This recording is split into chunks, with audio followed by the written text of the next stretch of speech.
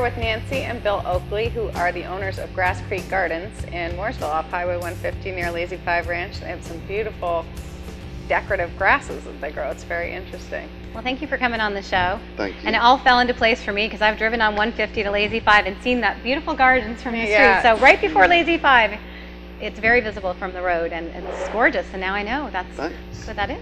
That's wonderful. So how did you all get started? Tell us your... Well, we bought the property back in 1990.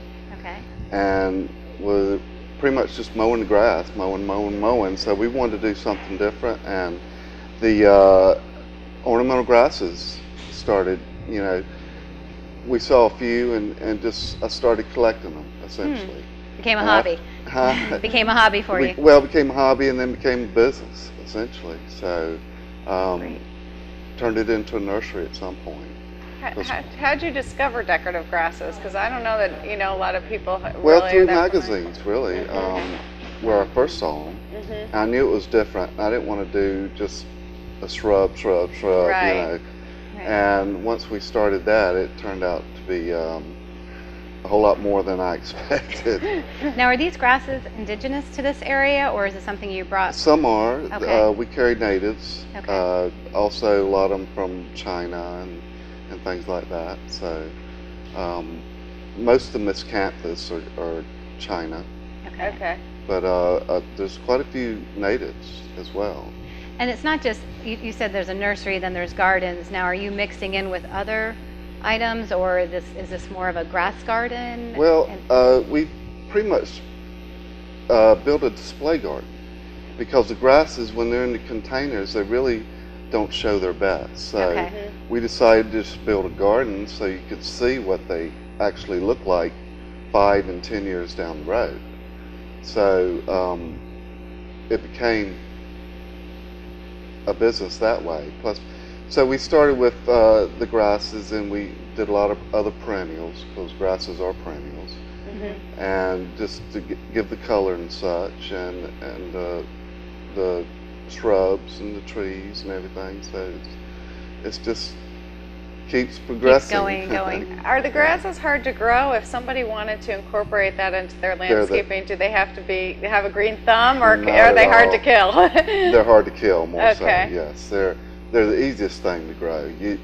They take no attention really. You cut them back in the spring, and that's it. You don't really fertilize them, because when you fertilize them, they get too leggy, and they start, you know, falling down. So it actually works out pretty good. So it's very low maintenance. Now you've got 2 examples here that are green. Now I see, when I've driven by, I've seen other color too. Yes. So what colors? I mean, what do you expect to see when you go look at a grass? There's blues. There's a lot of different varieties of blues. There's variegated leaves. There's solid leaves. There's red. There's ones that look kind of fuzzy and fluffy, right? That's what I think of when I think of ornamental grasses. Yeah, those are the pampas grass, which are very difficult to maintain. So they're not really we don't really recommend them. They're beautiful, but they're very hard to cut back and aggressive. Yeah, that was a question that I was going to ask, is if there are certain ones that kind of take over, you know, that'll take over. There are certain ones that can take over, most definitely. You have to have, and you have to have room for some of them. Some of them, though, are you know, a foot tall, and some of them are 20 feet tall.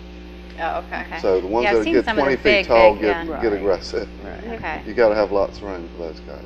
Now talk a little bit about your property too, because it's not just the grasses, and you'll see it from the road. There's little walkways, and I know you've done something with your house or your kitchen. So tell us a little bit about what else you've done over there, and you can go for a tour as well. True.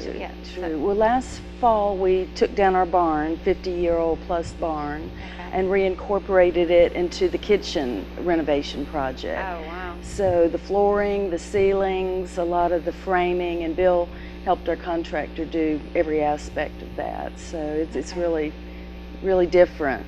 And as far as tours, we hope to have an event garden in a few years, as soon as we can get some structures done and logistics worked out, shall we say, for wine tastings and maybe art in the garden, wedding photographs, as well as groups that want to come out, small groups, because we don't have a lot of accommodation for hundreds of people. Now, how big is your location? We've got 3.5 acres. Okay. And how much of it is actual gardens and nursery? Do you? About 2.5. Okay. Yeah. Wow. Now, what are the hours that someone could come? Well, mostly Saturdays and Mondays, because we both work other jobs to keep this going. But Saturdays and Mondays, we're usually there on Saturdays and Mondays. That's a great day to stop in. Okay, and you're right off of 150. You can't miss it. Right by Lazy before, Five. Yeah, right before Lazy Five. As you were saying, some people think it's Lazy Five, or they turn around and right Correct. there. Yeah.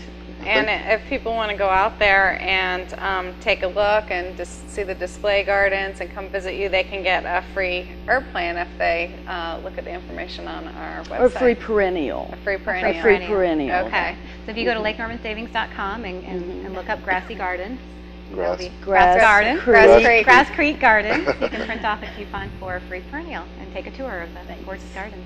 Well, thank you so much for coming on the show. Appreciate you having Thank us. you. The other thing also is that Currents Oh, yeah. Magazine is doing a beautiful feature on them in the September issue with pretty photographs. They do such a nice job. It's one of our favorite magazines, and so people should definitely pick up a copy if they want to learn more about what you do. And we're going to be in the Salisbury paper sometime in September as well, I believe. All right, Well, and in the that's wonderful. Currents magazine too, Glenn Robertson has the pictures in there, and he's done a beautiful job. And they're known, Currents is known for their pictures.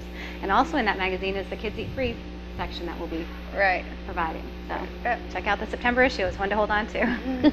Well, thanks. We're also open on other days, just because we work odd hours. But if people call us, then we can set up a time to meet with people. Okay. Right. Show them the nursery and such. Okay, and again, they'll be able to find your phone number on lknsavings.com and all the information about where you're located. Very good. Great. Thank you very much. Appreciate Thank you. it. Good job.